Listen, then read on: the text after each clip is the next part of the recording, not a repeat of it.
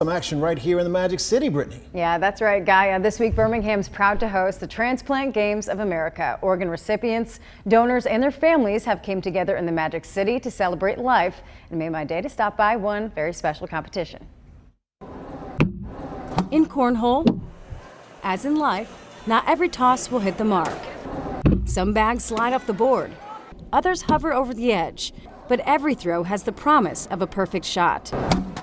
Just as every organ donation is a chance at new life. I was only 30 when I had my transplant, so and I was dying.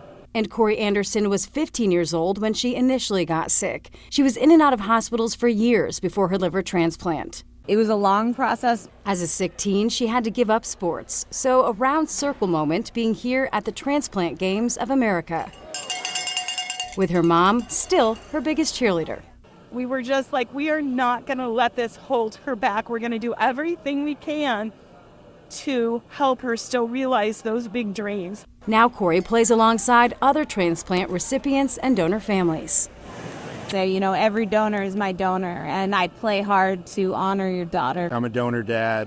Jessica Marie gave the gift of life. Coming to the games in 2004 was the best healing experience I ever had. Also on Team Liberty, Karen Glover, a transplant recipient with her siblings as a perfect match, and her son Danny, a donor after a car crash took his life on the way to a friend's funeral. He was the heart of my heart, the love of my life, and I miss him every day.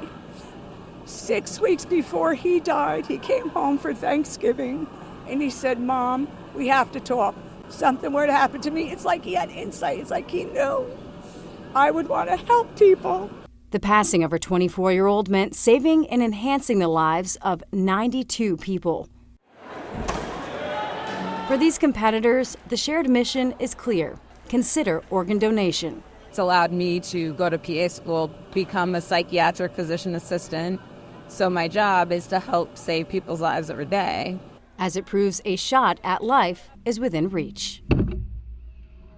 I mentioned Karen's son, Danny, who tragically passed. Out of the 92 lives total he impacted, 6 saved with organ donations. One of them was his own Little League coach who needed a liver. Everyone there, different games, all have incredible stories to share. Correct me if I'm wrong, but it seems like it has very little to do with the games and more to do as a vehicle to bring these folks together who have a shared experience. It really is an unbreakable bond that all of them have together, and they said everyone is a winner at life here, and just the fact that they can all be there and celebrate life is just so impactful just to see and to talk to each one of them.